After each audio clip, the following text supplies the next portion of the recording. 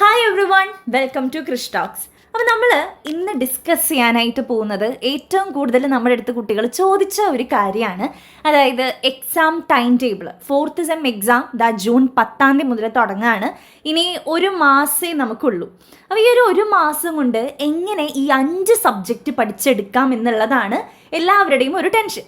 അപ്പോൾ ഈ ഒരു മാസം കൊണ്ട് ഈ 5 സബ്ജക്ട്സ് നമുക്ക് സിമ്പിളായിട്ട് പഠിച്ചെടുക്കാൻ പറ്റും, നിങ്ങൾ ഈ ഒരു ടൈം ടേബിൾ നോക്കി പഠിച്ചു കഴിഞ്ഞാൽ. അപ്പോൾ നമുക്ക് എല്ലാവർക്കും അറിയാവുന്ന കാര്യമാണ്. ഇപ്പം ഞാനടക്കം ഇങ്ങനെ വലിയ കാര്യത്തിൽ ടൈം ടേബിൾ ഇടും, പക്ഷെ അത് നോക്കുന്നത് കുറവായിരിക്കും. എന്നിട്ട് നമ്മൾ ലാസ്റ്റ് മൊമെൻറ്റിൽ കിടന്നിട്ട് ഒരുപാട് കഷ്ടപ്പെട്ട് പഠിക്കാനായിട്ട് ശ്രമിക്കും. പക്ഷേ ഇത് 4th സെം ആണ്. നിങ്ങൾ 3 സെം വരെ സിമ്പിളായിട്ട് പാസ്സായ പോലെ നിങ്ങൾക്ക് പാസ്സാവാനായിട്ട് പറ്റില്ല. കാരണം ഒരുപാട് സപ്ലികൾ വരുന്ന ഒരു സെമ്മാണ് നമ്മുടെ 4th 5th സെമ്മൊക്കെ. 6th സെം പിന്നെയും കുഴപ്പമില്ല. 4th 5th സെമ്മൊക്കെ അത്യാവശ്യം സപ്ലികളും വരുന്നൊരു സെമ്മാണ്. അപ്പോൾ അതുകൊണ്ട് തന്നെ തിയറി സബ്ജക്റ്റ് ആണെങ്കിലും ഞാൻ ഓൾറെഡി പറഞ്ഞിരുന്നു, കോർപ്പറേറ്റ് റെഗുലേഷൻ ഒരുപാട് സപ്ലി വാങ്ങി കൂട്ടുന്ന ഒരു സബ്ജക്റ്റാണ്. ദെൻ പ്രോബ്ലം പേപ്പർ ആയിട്ടുള്ള ക്യൂട്ടി. അപ്പോൾ ഇതിനൊക്കെ നമ്മൾ സമയം കണ്ടെത്തുക തന്നെ വേണം. അപ്പോൾ ഇപ്പം നമ്മുടെ യൂട്യൂബ് ചാനലിലെ കുട്ടികൾ എന്ന് പറയുന്നത് പല തരത്തിലുള്ള കുട്ടികളുണ്ട്. അതായത് ജസ്റ്റ് ഒരു വീഡിയോ കാണുമ്പോഴേക്കും അല്ലെങ്കിൽ ചെറിയ രീതിയിലൊന്ന് പഠിക്കുമ്പോഴേക്കും നല്ല രീതിക്ക് കിട്ടുന്ന കുട്ടികളുണ്ട്. ഒരു കൂട്ടരെന്ന് വെച്ച് കഴിഞ്ഞാൽ കുറേ സമയം അവർ സ്പെൻഡ് ചെയ്താലാണ് അവർക്ക് എന്തെങ്കിലുമൊക്കെ കിട്ടുക. അങ്ങനെയുള്ള കുട്ടികളുണ്ട്. വേറൊരു വിഭാഗം കുട്ടികളെന്ന് വെച്ച് കഴിഞ്ഞാൽ ഒരുപാട് സമയം സ്പെൻഡ് ചെയ്താലും എക്സാം ഹോളിൽ എത്തുമ്പോൾ അതൊന്നും അവരുടെ മനസ്സിലേക്ക് വരില്ല. അങ്ങനെയുള്ളവരുണ്ട്. അപ്പം നമ്മൾ എല്ലാ ടൈപ്പ് സ്റ്റുഡൻസിനെയും പരിഗണിച്ചിട്ടാണ് ഇത്തരത്തിലുള്ള ഒരു ടൈം ടേബിൾ നമ്മൾ സെറ്റ് ചെയ്തിട്ടുള്ളത്. ഓക്കെ, അപ്പോൾ നമ്മുടെ വീഡിയോ സ്കിപ്പ് ചെയ്യാതെ കാണുക, മുഴുവനായിട്ടും കാണുക കേട്ടോ നിങ്ങൾ. കാരണം ഒരുപാട് ടിപ്സും കാര്യങ്ങളൊക്കെ നമ്മൾ ഈ ഒരു വീഡിയോയിൽ പറയുന്നുണ്ട്. എങ്ങനെ പഠിക്കാം, ഏത് രീതിയിൽ പഠിക്കാം, ഏതാണ് സിമ്പിൾ ചാപ്റ്റർ, ഓരോ സബ്ജക്റ്റിനെ കുറിച്ചും ഏതൊക്കെ ചാപ്റ്റർ ആദ്യം പഠിക്കണം. ഞാൻ ഓർഡറിലൊന്നുമല്ല ചാപ്റ്റർ നമ്പർ ഇട്ടിരിക്കുന്നത്. അപ്പോൾ അതിൻ്റെ ഒരു ടെക്നിക്കൊക്കെ ഉണ്ട്. അപ്പോൾ അതൊക്കെ നമ്മൾ ഈ ഒരു വീഡിയോ ഡിസ്കസ് ചെയ്യുന്നതായിരിക്കും. സോ നമ്മുടെ ചാനൽ ഇതുവരെ സബ്സ്ക്രൈബ് ചെയ്യാത്തവരുണ്ടെങ്കിൽ സബ്സ്ക്രൈബ് കൂടി ചെയ്തേക്കുക, ഫ്രണ്ട്സിലേക്ക് ഒന്ന് ഷെയർ ചെയ്ത് കൊടുക്കുക കേട്ടോ. അപ്പോൾ നമുക്ക് ആദ്യം ഒന്ന് സബ്ജക്ട്സിനെ കുറിച്ച് നോക്കിയാൽ എനിക്ക് 1-2 കമൻസ് കിട്ടിയായിരുന്നേ. സബ്ജക്റ്റിൻ്റെ പേര് പോലും അറിയില്ല എന്ന് പറഞ്ഞിട്ട്. സാരില്ല, നമുക്ക് സബ്ജക്റ്റിൻ്റെ പേര് നോക്കാം. അപ്പോൾ നമ്മുടെ ടൈം ടേബിൾ പ്രകാരമാണ് ഞാൻ കൊടുത്തിട്ടുള്ളത്. അതായത് 10 ജൂണാണ് നമുക്ക് EDP വരുന്നത്. EDPയിൽ 5 ചാപ്റ്റേഴ്സാണ്. അപ്പോൾ ഒരുപാട് കുട്ടികൾ ചോദിച്ചു, മിസ്സേ ചാപ്റ്റർ എത്ര ഉണ്ടെന്ന് പോലും അറിയില്ല, ബുക്ക് അറിയില്ല. ഇപ്പോൾ നമ്മുടെ യൂട്യൂബ് ചാനൽ കണ്ടുപിടിക്കുന്ന കുട്ടികളാണെങ്കിൽ നിങ്ങൾ ബുക്ക് വാങ്ങണമെന്ന് ഞാൻ പറയില്ല. കാരണം അതിനേക്കാളും സിമ്പിൾ ആയിട്ടുള്ള രീതിക്കാണ് നമ്മൾ ചാനൽ എക്സ്പ്ലെയിൻ ചെയ്യുന്നത്. അപ്പോൾ നിങ്ങളുടേതായിട്ടുള്ള രീതിക്ക് ലെക്ചർ നോട്ടൊക്കെ എഴുതിയെടുത്ത് പഠിക്കുവാണെങ്കിൽ അത് ബെറ്റർ ആയിരിക്കും കേട്ടോ. അപ്പോൾ 5 ചാപ്റ്റേഴ്സാണ് EDPയിലുള്ളത്. ദെൻ 11 ജൂണിലത്തെ എക്സാം വരുന്നത് ബാങ്കിങ് ആൻഡ് ഇൻഷുറൻസ് ആണ്. ഇത് BCom BBAക്കാർക്ക് സെയിം ആണ് സബ്ജക്ട്സ് വരുന്നത്. ഓക്കെ, അപ്പോൾ ബാങ്കിങ് ആൻഡ് ഇൻഷുറൻസിൽ 7 ചാപ്റ്റേഴ്സ് ആണുള്ളത്. ആ 7 ചാപ്റ്റേഴ്സ് എന്ന് പറയുന്നത് 1 മുതൽ 5 വരെയുള്ള ചാപ്റ്റേഴ്സ്, 1 മുതൽ 1 to 5 വരെയുള്ള ചാപ്റ്റേഴ്സ് ബാങ്കിങ്ങിനെ കുറിച്ച് എക്സ്പ്ലെയിൻ ചെയ്യുന്നതാണ്. 6 and 7 ഇൻഷുറൻസിനെ കുറിച്ച് എക്സ്പ്ലെയിൻ ചെയ്യുന്നതാണ്. ഓക്കെ, അങ്ങനെയാണ് നമുക്ക് 1 മുതൽ 7 ചാപ്റ്റേഴ്സ് വരുന്നത്. അടുത്തത് കോസ്റ്റ് അക്കൗണ്ടിങ് ആണ്. കോസ്റ്റ് അക്കൗണ്ടിങ് BComനും BBAക്കും ഡിഫറെൻ്റ് ആണ്. അപ്പോൾ അതുകൊണ്ട് തന്നെ ഒരു കൂട്ടർക്ക് 7 ചാപ്റ്റേഴ്സും മറ്റേ കൂട്ടർക്ക് 12 ചാപ്റ്റേഴ്സുമാണ് വരുന്നത്. അടുത്തത് 13 കോർപ്പറേറ്റ് റെഗുലേഷൻസ് ആണ്. BCom BBAക്കും സെയിം ആണ്, 6 ചാപ്റ്റേഴ്സാണ് വരുന്നത്. ഇനി 14, 15 ശനി ഞായർ കഴിഞ്ഞിട്ട് 16 QT ആണ് എക്സാം. അതും ഡിഫറെൻ്റ് ആണ്. BCom BBAക്കാർക്ക് ഒരു കൂട്ടർക്ക് 5ഉം ഒരു കൂട്ടർക്ക് 8ഉമാണ്. BComന് 8 ചാപ്റ്റേഴ്സ് വരുന്നുണ്ട് കേട്ടോ. BComനാണ് കോസ്റ്റ് അക്കൗണ്ടിങ് 12 ചാപ്റ്റേഴ്സ് വരുന്നതും. അപ്പോൾ അതൊന്ന് നിങ്ങൾ ശ്രദ്ധിക്കാം. പ്രോബ്ലം പേപ്പേഴ്സ് രണ്ടും BComനും BBAക്കും ഡിഫറെൻ്റാണ്. ബാക്കി 3 തിയറി സബ്ജക്ട്സും BComനും BBAക്കും സെയിം ആണ്. അപ്പോൾ ഇതാണ് നമ്മുടെ exam time table. Then subjects, ഓരോ സബ്ജക്ട്സിലും എത്ര ചാപ്റ്റേഴ്സ് വരുന്നുണ്ട് എന്നുള്ളൊരു കാര്യം നിങ്ങൾക്കൊരു ഐഡിയ കിട്ടിയല്ലോ. ഇനി നമ്മൾ നോക്കാൻ പോകുന്നത് സ്റ്റഡി പ്ലാനിലോട്ടാണ്. ഇത് ഞാൻ പറഞ്ഞല്ലോ, മിസ് ഇത് വെച്ചിട്ടൊക്കെ പഠിക്കാൻ പറ്റും, വല്ലതും നടക്കോ, ഇങ്ങനെയൊക്കെ പഠിച്ചാൽ പാസ്സാവോ? തീർച്ചയായിട്ടും പാസ്സാവും. ഇങ്ങനെ പഠിച്ചു കഴിഞ്ഞാൽ നിങ്ങൾ തീർച്ചയായിട്ടും പാസ്സാവും. പക്ഷേ ഇങ്ങനെ പഠിക്കണം, അതാണ്. ഇപ്പം ഇന്ന് 8 ചിലപ്പോൾ നിങ്ങൾ കറക്റ്റായിട്ട് ചെയ്തു വെക്കാം. അതായത് നാളെ തൊട്ടുള്ളതാണ് ഞാൻ ഇട്ടേക്കുന്നത് കേട്ടോ. 8 മെയ് തൊട്ടുള്ളതാണ് ഞാൻ ഇട്ടേക്കുന്നത്. അപ്പം നാളെ നിങ്ങൾ നന്നായിട്ട് ഇതന്നെ ഫോക്കസ് ചെയ്യും. മറ്റൊന്നൊരു കല്യാണം വരും, അതിൻ്റെ പിറ്റന്നൊരു റിസപ്ഷൻ വരും, അപ്പോഴൊക്കെ നിങ്ങൾക്കത് ഡിലേ വരാൻ സാധ്യതയുണ്ട്. പക്ഷേ ഞാനിത് ഈ മെയ് മാസം ഫുള്ളായിട്ട് ദിവസങ്ങൾ എടുത്തിട്ട് മെയ്യിൽ ഈ 5 സബ്ജക്റ്റും കംപ്ലീറ്റ് ആവുന്ന പോലെയാണ് ഞാൻ സ്റ്റഡി പ്ലാൻ ഇട്ടിരിക്കുന്നത്. അപ്പോൾ ഇനിയും നമുക്ക് 10 ദിവസമുണ്ട്. ആ 10 ദിവസം റിവിഷന് വേണ്ടി മാറ്റി വെച്ചേക്കുന്നതാണ്. അപ്പോൾ എന്തെങ്കിലും നിങ്ങൾക്ക് അക്കൗണ്ടിങ്ങോ ക്യൂട്ടിയോ ഒക്കെ പഠിച്ചു തീർന്നില്ല എന്നുണ്ടെങ്കിൽ ടെൻഷനില്ലാന്ന്. ഈ സ്റ്റഡി പ്ലാൻ വെച്ച് പഠിച്ചു തീർന്നില്ല എന്നുണ്ടെങ്കിൽ ടെൻഷൻ ഇല്ല, 10 ദിവസം എക്സ്ട്രാ ഉണ്ട്. ഞാൻ ജൂണിക്ക് കടന്നിട്ടേ ഇല്ല. മെയ്യിലത്തെ സ്റ്റഡി പ്ലാനാണ് വെച്ചിരിക്കുന്ന. മെയ്യോടുകൂടി കംപ്ലീറ്റ് ആവുന്നത് പോലെയാണ് സെറ്റ് ചെയ്തിരിക്കുന്നത്. അപ്പം നമുക്ക് നോക്കാം. ഇപ്പം ഞാൻ പറയുവാണെങ്കിൽ പ്രോബ്ലം പേപ്പേഴ്സ് നമുക്ക് ഒത്തിരി ഉണ്ട് വർക്കൗട്ട് ചെയ്ത് നോക്കാൻ വേണ്ടിയിട്ടും അതിൻ്റെ തിയറി പഠിക്കാനായാലും കുറേ ഉണ്ട്. അപ്പോൾ അതുകൊണ്ട് തന്നെ നമ്മൾ എല്ലാ ദിവസവും ഒരു പ്രോബ്ലം പേപ്പർ വെച്ചിട്ട് നമ്മൾ പഠിക്കണം. അതിൻ്റെ പ്രോബ്ലംസ് ആയിക്കോട്ടെ തിയറി ആയിക്കോട്ടെ എന്ത് വേണമെങ്കിലും നിങ്ങൾക്ക് എടുക്കാം. പക്ഷേ ഒരു പ്രോബ്ലം പേപ്പർ വെച്ച് ഒരു ദിവസം നമ്മൾ പഠിച്ചിട്ടുണ്ടായിരിക്കണം. കുറച്ച് സമയമെങ്കിലും എന്നല്ല, ഒരു പകുതി സമയം പ്രോബ്ലത്തിന് നമ്മൾ മാറ്റി വെച്ചിട്ടുണ്ടായിരിക്കണം പ്രോബ്ലം പേപ്പറിന്. അപ്പം ഞാൻ 8-ാം തീയതി മെയ് ഇട്ടിരിക്കുന്നത് ബാങ്കിങ് ആണ്. ബാങ്കിങ്ങും ക്യൂട്ടിയും ആണ് 8-ാം തീയതി ഇട്ടിരിക്കുന്നത് കേട്ടോ. അതായത് നാളെ നിങ്ങൾ പഠിക്കേണ്ടത് രാവിലെ മുതൽ ഒരു ഉച്ച വരെയുള്ള സമയത്ത് ബാങ്കിങ്ങും, ഉച്ച മുതൽ ക്യൂട്ടിയും, അങ്ങനത്തെ രീതിക്ക്. അത് ടൈം നിങ്ങൾക്ക് സെറ്റ് ചെയ്യാം. ഇപ്പം ഓരോരുത്തരുടെയും എണീക്കുന്ന സമയവും വർക്കിന് പോകുന്ന സമയമൊക്കെ ഡിഫറെൻ്റ് ആയിരിക്കുമല്ലോ. എനിവേ നാളെ നിങ്ങൾ ബാങ്കിങ്ങും ക്യൂട്ടിയും പഠിച്ചിട്ടുണ്ടായിരിക്കണം. ബാങ്കിങ്ങിൻ്റെ 5-ാമത്തെ ചാപ്റ്ററാണ് പഠിക്കേണ്ടത്. ബാങ്കിങ്ങിൻ്റെ 5-ാമത്തെ ചാപ്റ്റർ വളരെ സിമ്പിൾ ചാപ്റ്ററാണ് മക്കളെ. ഒരു ദിവസം കൊണ്ട് ഞാൻ 1 മണിക്കൂർ കൊണ്ടാണ് എൻ്റെ ട്യൂഷനിലെ കുട്ടികൾക്ക് അത് പഠിപ്പിച്ചു കൊടുത്തത്. 1 മണിക്കൂർ മതി അത് പഠിക്കാനായിട്ട്. മനസ്സിലാവും, അത്രയും സിമ്പിൾ ചാപ്റ്ററാണ്. അപ്പം നമ്മുടെ യൂട്യൂബിൽ വീഡിയോ കണ്ടു പഠിക്കാം നിങ്ങൾക്ക്. അല്ലെങ്കിൽ എന്താ പറയുക, ഓൾറെഡി നിങ്ങൾക്ക് നോട്ട്സ് കാര്യങ്ങളുണ്ടെങ്കിൽ അത് വെച്ച് നിങ്ങൾക്ക് പഠിക്കാം. അപ്പോൾ ചാപ്റ്റർ 5 ആണ് നിങ്ങൾ പഠിക്കേണ്ടത്. അപ്പോൾ എന്തുകൊണ്ട് ചാപ്റ്റർ 5 1 2 3 4 എന്താ പഠിക്കണ്ടേ? അങ്ങനെയല്ല, നമ്മൾ സിമ്പിൾ വെച്ച് പഠിച്ചു തുടങ്ങുമ്പോൾ നമുക്കൊരു കോൺഫിഡൻസ് വരും. ഇപ്പോൾ ചാപ്റ്റർ 5 നിങ്ങൾക്ക് നാളെ ഒരു ദിവസം കൊണ്ട് കംപ്ലീറ്റ് ചെയ്യാമെന്നുള്ളത് എന്താ പറയുക 200% ഗ്യാരണ്ടി. അത്ര സിമ്പിൾ ചാപ്റ്റർ ആണ് ഈ ബാങ്കിങ് എന്ന് പറയുന്നൊരു ചാപ്റ്ററാണ്. അതായത് നമ്മുടെ ഇലക്ട്രോണിക് ബാങ്കിങ്, മൊബൈൽ ബാങ്കിങ്, അതൊക്കെയാണ് അതിൽ വരുന്നത്. നമുക്ക് അറിയാവുന്ന കാര്യങ്ങൾ ആ ഒരു ചാപ്റ്ററിൽ വരുന്നത്. അപ്പോൾ അത് ഞാൻ പറഞ്ഞല്ലോ, എൻ്റെ ട്യൂഷനിലെ കുട്ടികൾക്ക് 1 മണിക്കൂർ കൊണ്ട് ഞാൻ പറഞ്ഞു കൊടുത്ത ചാപ്റ്ററാണത്. അപ്പോൾ അതുകൊണ്ട് തന്നെ നിങ്ങൾ 1 മണിക്കൂറല്ല, ഒരു 2-3 മണിക്കൂർ എടുത്തിട്ട് നിങ്ങൾക്ക് എന്ത് ചെയ്യാൻ പറ്റും, ഈസി ആയിട്ട് പഠിച്ചെടുക്കാൻ പറ്റും. ബാക്കിയുള്ള സമയം ഫുള്ള് നിങ്ങൾക്ക് ക്യൂട്ടിക്ക് കൊടുക്കാം. അപ്പോൾ നിങ്ങൾ നാളത്തെ ഇത് പഠിച്ചു കഴിഞ്ഞിട്ട് നിങ്ങൾ ടിക്കൊക്കെ ഇട്ട് വെക്കണം കേട്ടോ. എവിടെയെങ്കിലും ഒന്ന് എഴുതി, ഈ ഞാൻ ഇട്ടിരിക്കുന്ന സ്റ്റഡി പ്ലാൻ നിങ്ങളൊരു A4 ഷീറ്റിൽ എങ്ങാനും എഴുതിയിട്ട് റൂമിൽ ഒട്ടിച്ച് വെക്കുക. അതൊരു എന്താ പറയുക, ഒരു ടൈപ്പ് ഓഫ് മോട്ടിവേഷൻ അത്. ഇപ്പം നമ്മൾ കുട്ടികൾക്ക് മോട്ടിവേഷൻ സെഷൻസും ഗൈഡൻസിൻ്റെ സെഷൻസൊക്കെ കൊടുക്കുന്നതാണ്. അപ്പോൾ ഏറ്റവും ഇമ്പോർട്ടൻ്റ് ആയിട്ട് നമ്മൾ പറയുന്ന കാര്യം എന്താണോ നമ്മുടെ ലക്ഷ്യം, അതിന് നമ്മുടെ കൺമുൻപിൽ കാണുന്ന രീതിക്ക് എവിടെയെങ്കിലും ഒന്ന് ഒട്ടിച്ച് വെക്കുകയോ കാര്യങ്ങളോ നിങ്ങൾ ചെയ്യുക. നിങ്ങളുടെ റൂമിലോ നിങ്ങൾ ഏറ്റവും കൂടുതൽ സമയം സ്പെൻഡ് ചെയ്യുന്ന ഒരു സ്ഥലം വീട്ടിൽ, നിങ്ങളുടെ ബെഡ്റൂം ആയിരിക്കാം, നിങ്ങളുടെ സ്റ്റഡി റൂം ആയിരിക്കും. എല്ലാവർക്കും ഒരു സ്റ്റഡി റൂം ഒന്നും ഉണ്ടാവണമെന്നില്ല.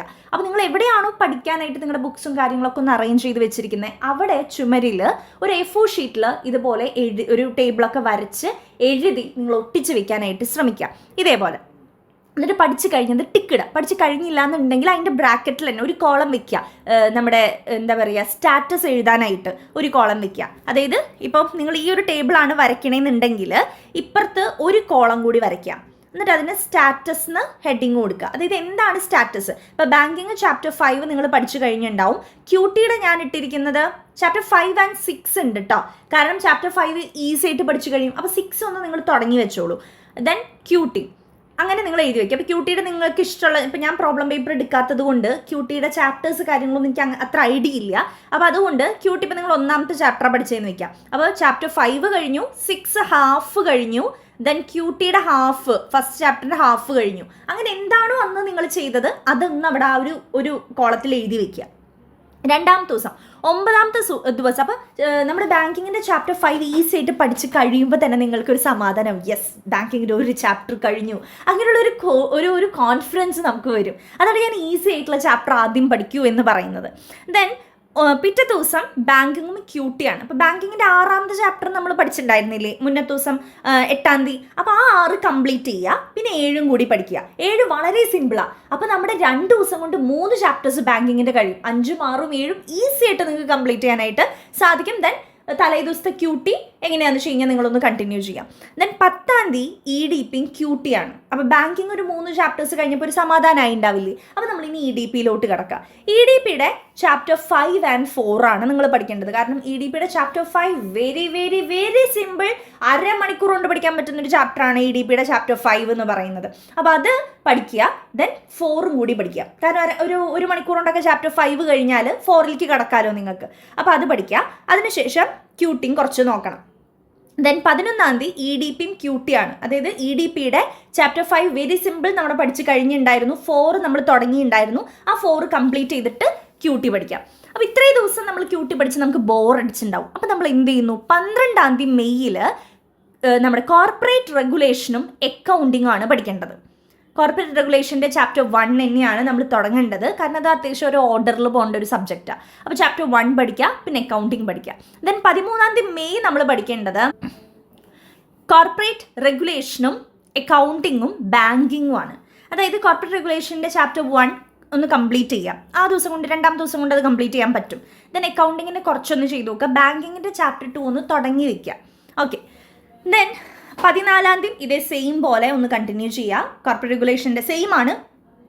ചാപ്റ്റർ 2 അക്കൗണ്ടിങ് ഒന്ന് ജസ്റ്റ് ഒന്ന് കംപ്ലീറ്റ് ചെയ്യുക. ബാങ്കിങ്ങും ചാപ്റ്റർ 2 കംപ്ലീറ്റ് ചെയ്യുക. ദെൻ 15 കോർപ്പറേറ്റ് റെഗുലേഷനും EDP ആണ്. കോർപ്പറേറ്റ് റെഗുലേഷൻ്റെ ചാപ്റ്റർ 2 അത്യാവശ്യം ലെങ്തി ആയതുകൊണ്ട് ഞാനത് വീണ്ടും കൊടുത്തേക്കാണ്.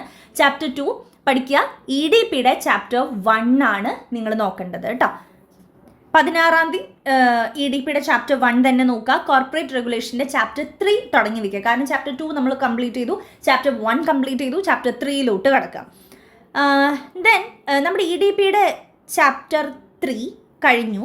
ഇനി നെക്സ്റ്റ് നമ്മൾ നോക്കേണ്ടത് CRഉം EDPയും ആണ്. 17 കോർപ്പറേറ്റ് റെഗുലേഷൻ്റെ ചാപ്റ്റർ 3, EDPയുടെ ചാപ്റ്റർ 1. ദെൻ 18 ബാങ്കിങ്ങും അക്കൗണ്ടിങ്ങാണ്. ബാങ്കിങ് നമ്മൾ 5, 6, 7 അല്ലേ കഴിഞ്ഞ, ലാസ്റ്റത്തെ 3 ചാപ്റ്റേഴ്സ് അല്ലേ കഴിഞ്ഞ്. ഇനി നമ്മൾ ഓർഡറിൽ തുടങ്ങാം. ബാങ്കിങ്ങിൻ്റെ 1ാമത്തെ ചാപ്റ്ററും അക്കൗണ്ടിങ്ങും.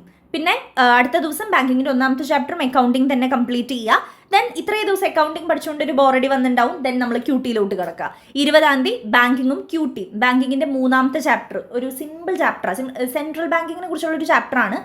ഒരുപാടുണ്ട്, പക്ഷേ നമുക്ക് ഒരു ദിവസം കൊണ്ട് പഠിക്കാൻ പറ്റും. കാരണം ഞാൻ ഇവർക്ക് അത് 1 മണിക്കൂറുണ്ട്, 1.5 മണിക്കൂർ കൊണ്ട് ഞാൻ ട്യൂഷൻ കുട്ടികൾക്ക് പറഞ്ഞു കൊടുത്തിരുന്നു. അപ്പോൾ അതുകൊണ്ട് ബാങ്കിങ്ങിൻ്റെ 3ാമത്തെ ചാപ്റ്റർ ഒരു ദിവസം കൊണ്ട് നിങ്ങൾക്ക് കംപ്ലീറ്റ് ചെയ്യാൻ പറ്റും. അപ്പോൾ 5, 6, 7, 1, 3 സിമ്പിളായിട്ട് നമുക്ക് കവർ ചെയ്യാൻ പറ്റും കേട്ടോ. ദെൻ 21 ബാങ്കിങ്ങും QT ആണ്. ബാങ്കിങ്ങിൻ്റെ 4 ആണ് നമുക്കിനി ബാലൻസ് ഉള്ളത് അല്ലേ. ബാങ്കിങ്ങിൻ്റെ 4ഉം QT. ദെൻ അടുത്തത് നമ്മൾ EDPയിലോട്ട് വീണ്ടും കിടക്കുകയാണ്. 22, 23, 24 EDPയും QT ആണ് നമ്മൾ എടുക്കേണ്ടത്. ദെൻ 25 ബാങ്കിങ്ങും അക്കൗണ്ടിങ്ങും. ബാങ്കിങ്ങിൻ്റെ ചാപ്റ്റർ 4 ഒരു ദിവസം നമ്മൾ പഠിച്ചിട്ടുള്ളൂ. അപ്പോൾ ബാങ്കിങ്ങിൻ്റെ ചാപ്റ്റർ 4 എടുത്തു, അക്കൗണ്ടിങ് എടുത്തു. പിന്നെ കുറച്ച് ദിവസങ്ങൾ നമ്മൾ കോർപ്പറേറ്റ് റെഗുലേഷനും അക്കൗണ്ടിങ് ആണ്. കോർപ്പറേറ്റ് റെഗുലേഷൻ ആണ് പിന്നെ കണ്ടിന്യൂസ് ആയിട്ട് നമ്മൾ എടുക്കുന്നത് കേട്ടോ. 31 വരെ കോർപ്പറേറ്റ് റെഗുലേഷൻ കംപ്ലീറ്റ് ചെയ്യുക. ചാപ്റ്റർ 4, ചാപ്റ്റർ 5, ചാപ്റ്റർ 6 ആകെ 6 ചാപ്റ്റേഴ്സേ ഉള്ളൂ. ദെൻ അക്കൗണ്ടിങ് QT മാറി പഠിക്കുക. അപ്പോൾ ഇതാണ്. ഇതിൽ തിയറി സബ്ജക്ട്സ് മിസ്സിട്ട പോലെ തന്നെ നിങ്ങൾ പഠിക്കുക കേട്ടോ. QTയും അക്കൗണ്ടിങ്ങും ചിലപ്പോൾ നിങ്ങൾ വർക്കൗട്ട് ചെയ്ത് വരുമ്പോൾ ഒരു പ്രോബ്ലം ഒക്കെ നാളേക്ക് വെക്കേണ്ടി വരും. അപ്പോൾ ടൈം ടേബിൾ പ്രകാരം പോകാൻ പറ്റണമെന്നില്ല. അപ്പോൾ പ്രോബ്ലം പേപ്പർ ഞാൻ നിങ്ങൾക്ക് വിട്ടുതരിക. ഡെയിലി ഒരു accounting or QT daily problem paper നിങ്ങൾ പഠിച്ചിട്ടുണ്ടായിരിക്കണം എന്നേ ഞാൻ പറയുള്ളൂ. അക്കൗണ്ടിങ്ങോ QT നിങ്ങളുടെ ഇഷ്ടത്തിന് നിങ്ങൾക്ക് ഇതിൽ മാറ്റി കൊടുക്കാം. തിയറി പേപ്പർ ഞാൻ കൊടുത്തിരിക്കുന്ന പോലെ ഈ ഒരു ഓർഡറിൽ പഠിക്കുകയാണെങ്കിൽ സിമ്പിളായിട്ട് നിങ്ങൾക്ക് പഠിച്ചെടുക്കാനായിട്ട് സാധിക്കുമെന്നുള്ളത് ഓക്കെ മസ്റ്റാണ് കേട്ടോ. അപ്പോൾ ഇതാണ് നമ്മുടെ സ്റ്റഡി പ്ലാൻ എന്ന് പറയുന്നത്. ഇത് എല്ലാ കുട്ടികൾക്കും ഹാൻഡിൽ ചെയ്യാൻ പറ്റുന്ന ഒരു സ്റ്റഡി പ്ലാനാണ് ഞാൻ ഇട്ടിരിക്കുന്നത്. ഇത് വലിയ പഠിപ്പികൾക്ക് പറ്റുള്ളൂ അങ്ങനെയൊന്നുമില്ല മക്കളെ. എല്ലാവരും, ഞാനൊരു ഏവറേജ് സ്റ്റുഡൻ്റ് ആയിരുന്നു. അപ്പോൾ ഞാൻ എനിക്കും കൂടിയൊക്കെ പറ്റുന്ന രീതിയിൽ അങ്ങനെ നോക്കിയിട്ടാണ് ഞാൻ ഇട്ടിരിക്കുന്നത്, ഈ ഒരു സ്റ്റഡി പ്ലാൻ ഇട്ടിരിക്കുന്നത് കേട്ടോ. അപ്പോൾ എല്ലാവരും ഈ ഒരു സ്റ്റഡി പ്ലാൻ നിങ്ങളൊരു A4 ഷീറ്റിലേക്ക് വരച്ച്, ചിലപ്പോൾ ഒരു പേജ് കഴിഞ്ഞിട്ട് ബാക്കി വരും, മീൻസ് ഇനിയും എഴുതാനുണ്ടാവും. അപ്പോൾ അടുത്ത പേജ് എടുക്കുക. അതിൻ്റെ അപ്പുറത്ത് തന്നെ എഴുതാതെ, കാരണം നമുക്കിത് ഒട്ടിക്കേണ്ടതല്ലേ. അപ്പോൾ 2 A4 ഷീറ്റിലായിട്ട് വലിയ ടേബിളൊക്കെ വരച്ച് സ്റ്റാറ്റസ് എഴുതാനുള്ള ഒരു കോളൊക്കെ വരച്ച്, കാരണം നമുക്കിത് ടിക്കറ്റൊക്കെ പോകണം. അപ്പോൾ നമുക്ക് തന്നെ ഡെയിലി നോക്കുമ്പോൾ അയ്യോ ഞാനിത് ഇത്ര പഠിച്ചിട്ടുള്ളൂ, 18 അധികത്ത് ഞാൻ ഒന്നും പഠിച്ചിട്ടില്ലേ. അങ്ങനെ ഇത് കാണുമ്പോൾ നമുക്കൊരു, അല്ലെങ്കിൽ അതിൽ അമ്മ പോകുമ്പോൾ അതിൽ അമ്മ പറഞ്ഞു തരും, ഇത് നീ ഒന്നും പഠിച്ചിട്ടില്ല, നീ ഒന്നും ടിക്കറ്റിട്ടില്ലല്ലോ അങ്ങനെ. അപ്പോൾ ഈ ഒരു സ്റ്റഡി പ്ലാനൊക്കെ എഴുതി വെക്കുമ്പോൾ അമ്മയുടെ അടുത്തോ അല്ലെങ്കിൽ നിങ്ങളുടെ ബ്രദർ സിസ്റ്റർ ആരുടെയെങ്കിലും അടുത്തൊക്കെ പറയുക ഞാൻ ഇങ്ങനെ പ്രിപ്പയർ ചെയ്യുന്നുണ്ട്. അപ്പോൾ അവരെങ്കിലും അറ്റ്ലീസ്റ്റ് കളിയാക്കിയെങ്കിലും നമ്മുടെ അടുത്ത് ചോദിക്കും, വലിയ കാര്യത്തിൽ ഉണ്ടാക്കി വെച്ചിട്ട് ഒന്നും പഠിച്ചില്ലല്ലോ. അപ്പോഴും നമുക്ക് പഠിക്കാനുള്ളൊരു ഇത് വരും, ഒരു സംഭവം വരും. അപ്പോൾ അതുകൊണ്ട് ഇങ്ങനെ പ്രിപ്പയർ ചെയ്ത് ഒട്ടിച്ചൊക്കെ വെച്ച് പഠിച്ചത് ടിക്കൊക്കെ ഇട്ട് അങ്ങനെ നിങ്ങൾ സ്റ്റാറ്റസിൻ്റെ കോളൊക്കെ വരച്ച് പഠിക്കാനായിട്ട്, ഇതൊക്കെ ഉണ്ടാക്കി വെച്ചാൽ മാത്രം പോരാ, പഠിക്കണം കേട്ടോ. അങ്ങനെയൊക്കെ പഠിക്കാനും കൂടി ശ്രമിക്കുക കേട്ടോ. So all the very best. നന്നായിട്ട് തന്നെ നിങ്ങൾക്ക് പഠിക്കാൻ പറ്റട്ടെ. നമ്മുടെ യൂട്യൂബിൽ വീഡിയോസ് ഉണ്ട്, എല്ലാം നിങ്ങൾക്ക് ഹെൽപ്ഫുൾ ആകും. നമ്മുടെ ചാനൽ സബ്സ്ക്രൈബ് ചെയ്യാത്തവരുണ്ടെങ്കിൽ സബ്സ്ക്രൈബ് ചെയ്യുക. So all the very best. Thank you.